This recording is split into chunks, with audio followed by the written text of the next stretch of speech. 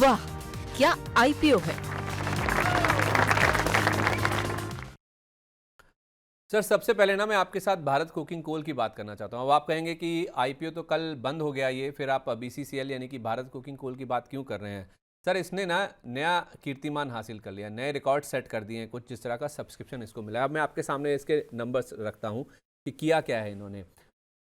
दूसरा सबसे ज़्यादा सब्सक्राइब होने वाला पीएसयू आईपीओ बन गया है सर। ये 34.69 करोड़ शेयरों की यहाँ पे बोली आई थी, उसके सामने 5,000 करोड़ से ज़्यादा की बोलियाँ मिली हैं सर। कितना उत्साह था। और मझगांव डॉक के बाद देखेंगे ना तो सबसे ज़्यादा सब्सक्राइब होने वाला ये आईपीओ बन गया है सर। 2020 में मझगांव डॉक का आईपीओ आया था, तो उस समय उनको मिली थी 157.41 गुना बोलियाँ। और ये वाला जो आईपीओ आया है सर, ये इसमें भी ज़बरदस्त रिस्पॉन्स दिखा है। ये आईपीओ को आप देखेंगे ना तो 1,17,000 करोड़ रुपए के आसपास की बोलियां मिली हैं, और ये तीसरी सबसे अधिक है। तो मझगांव डॉक के बाद सबसे ज़्यादा सब्सक्राइब होने वाला इन टर्म्स ऑफ सब्सक्रिप्शन, और जो वैल्यू जो बोलियां मिली हैं वो 1,17,000 करोड़ रुपए की मिली है। कोल इंडिया को सबसे ज़्यादा 2,31,000 करोड़ रुपए की बोलियां मिली थी। आई थिंक ये 2020 में आया था, ये 2010 में आया था, माफ़ कीजिए। और एनएचपीसी शायद इन 2009 में आया था। इसको 1,41,000 करोड़ रुपए की बोलियां मिली थी। अब तीसरा नंबर आ गया इसका, जहाँ तक बीसीसीएल की बात है, 1,17,000 करोड़ रुपए की। तो सर बड़े बड़े कीर्तिमान ये हासिल किए हैं इन्होंने सब्सक्रिप्शन के लिहाज से। मैं नंबर्स आपको बताता हूँ कितना ये सब्सक्राइब हुआ है, लेकिन ग्रे मार्केट प्रीमियम बता रहा है सर 13 रुपये के आसपास। ये 36 रुपये पर 23 रुपये वाला लिस्ट होगा सर। जिसको भी मिलेगा ना उसके तो वारे न्यारे हैं। 50% के आसपास ग्रे मार्केट बता रहा है कि आपको इतना गेन या लिस्टिंग गेन होता हुआ नज़र आएगा। मैं एक बार आपको ना सब्सक्रिप्शन के नंबर्स दिखा देता हूँ कि कौन सी कंपनी कितना सब्सक्राइब हुई थी वो भी, और इसके बीसीसीएल के नंबर्स पहले देख लीजिए। क्यूआईबी सर देखिए छुपे रुस्तम निकले। क्यों कह रहा हूँ मैं? क्योंकि अभी तक आप देखेंगे ना, पहले 2 दिन तक कुछ ज़्यादा मूवमेंट नहीं था उनकी ओर से, और लास्ट में देखिए सर भर भर के 300 गुना से ज़्यादा का सब्सक्रिप्शन क्यूआईबी, जो कि संस्थागत निवेशक होते हैं, लंबे समय के लिए आते हैं, बड़ा पैसा लेकर आते हैं, इनकी ओर से देखने को मिला। और एनआईआई तो केवल लिस्टिंग गेन के लिए घुसते हैं। 250 गुना से ज़्यादा का सब्सक्रिप्शन यहाँ पे है। रिटेल भी पीछे नहीं था सर, 50 गुना के आसपास की सब्सक्रिप्शन यहाँ पे भी है।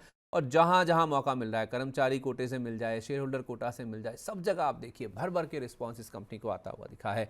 और एक बार ना जरा वो भी दिखा दीजिए, सबसे ज़्यादा जो सब्सक्राइब हुए हैं पीएसयूज, वो भी नंबर आपके सामने रख दूँ। मझगांव डॉक, जैसे मैंने आपको कहा सर, ये सबसे ज़्यादा सब्सक्राइब होने वाला आईपीओ था। पीएसयू शेयरों की मैं बात कर रहा हूँ, जो पीएसयू आईपीओज आए हैं। और दूसरे नंबर पर आ गया भारत कोकिंग कोल, उसके बाद आईआरसीटीसी, हुडको, कोचिन शिपयार्ड और राइट्स के आपको इश्यूज नजर आएंगे, जहां पे बम्पर रिस्पांस हमने निवेशकों की ओर से देखा था। सर ये जीएमपी बढ़कर आ गया है इसका, जैसे ही नंबर आए ना सब्सक्रिप्शन के, उसके बाद उत्साह और ज़्यादा बढ़ गया है। आपका क्या एक्सपेक्टेशन है सर? लिस्टिंग कहाँ होती देख रहे हैं आप, और करना क्या चाहिए? सर मुझे लगता है कि डेफिनेटली जिन्होंने अप्लाई किया है बहुत बढ़िया। और अलॉटमेंट अगर किसी को मिलता है तो ये आपके लिए बहुत एक बड़ा माना जाएगा। एंड गुड लक ऑब्वियसली होगा तो फिर आपको डेफिनेटली अलॉटमेंट मिलना चाहिए। मुझे हम्म। लगता है कि इजीली सर 55% अबव 50% से ज्यादा लिस्टिंग गेन पर्टिकुलर इस आईपीओ में मिलना चाहिए। एंड हम्म। मैंने आपको डे वन पे ही कहा था कि देखिए हमें लगता है कि ये लिस्टिंग गेन के लिए भी सही है और फंडामेंटल लेवल पे भी सही है। और जिस तरीके से कोल इंडिया परफॉर्म किया है कहीं ना कहीं और हमें लगता है कि ये स्टॉक और इसमें तो डेफिनेटली जिन्होंने अप्लाई किया है लिस्टिंग गेन पॉसिबल है। और डिस्क्लेमर देना चाहूंगा, हमने भी अप्लाई किया है। हमारे जो कॉर्पोरेट अकाउंट्स है उससे हमने भी अप्लाई किया है। तो लेट्स सी कहाँ पे अलॉटमेंट मिलता है। लेकिन मुझे लगता है कि 50% एंड अबव लिस्टिंग इन होने वाला है। बहुत धमाकेदार ओवर सब्सक्रिप्शंस का डेटा आया है। एंड हम्म। पर वेट करना चाहिए अभी फिलहाल। तो सर ये तो बात होगी बीसीसीएल की, जहाँ पे बम्पर लिस्टिंग की तैयारी होने वाली है। नए कीर्तिमान, नए रिकॉर्ड रचे हैं सब्सक्रिप्शन के लिहाज से इस नंबर ने। इसके विपरीत सर अमागी मीडिया लैब, जिसका दूसरा दिन है, आई थिंक उस पर आपका कोई व्यू नहीं होगा सर। लोग भी इससे मतलब बिल्कुल दूर ही हैं। ठंडा रिस्पॉन्स है, पहले दिन केवल 6% ही भरा था ये। देखिए मुझे लगता है कि इसमें भी ना आपको लिस्टिंग इन मिलेगा इजीली। अगर खराब है इसका, मैं देख रहा था पैड वगैरह everything. So loss making company है। 23 में भी लॉस किया, 24 में भी लॉस किया, 25 में भी लॉस किया। ओनली सितंबर जो 25 का डेटा दिया है फाइल में, उसमें 6 करोड़ का प्रॉफिट दिखाया। सो उससे पहले 68 करोड़ का लॉस दिखाया। उससे पहले 24 में ऑलमोस्ट 245 करोड़ का लॉस दिखाया। उससे पहले 321 करोड़ का लॉस दिखाया। सो कहीं ना कहीं देखिए अभी इन्वायरमेंट अच्छा है। अगर आपको लिस्टिंग गेन के लिए अप्लाई करना है तो मुझे लगता है कि ये 10% प्लस माइनस हो सकता है। तो हम्म।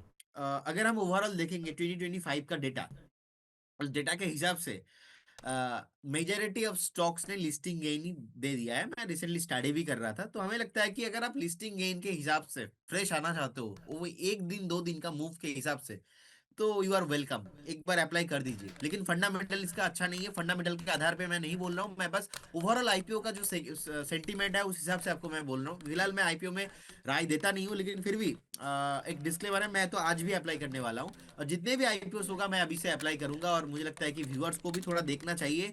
अगर एक दो लॉट आपको अलॉटमेंट मिलता है तो इजीली यहाँ पे मैक्सिमम 8 to 10% का एक बार जो है आपको मुनाफा मिल सकता है। अगर आप ऐसे माइंड से रखते हो देन यू आर वेलकम। बाकी वोडाफोन आइडिया से खरीदने से अच्छा तो एक बार अप्लाई करना मुझे लगता है कि बेटर है, क्योंकि बहुत सारे लोग वोडाफोन आइडिया को लेके इतना परेशान होता है। तो मुझे लगता है कि जिस तरीके का अभी मैं देख रहा था ग्रे मार्केट प्रीमियम, इसमें कोई है ही नहीं, 8% 7% दिखा रहा है। तो उस हिसाब से देखा जाए तो एटलीस्ट आपको अगर एक दो दिन में थोड़ा बहुत चेंजेस होता है तो थोड़ा बहुत मिलेगा।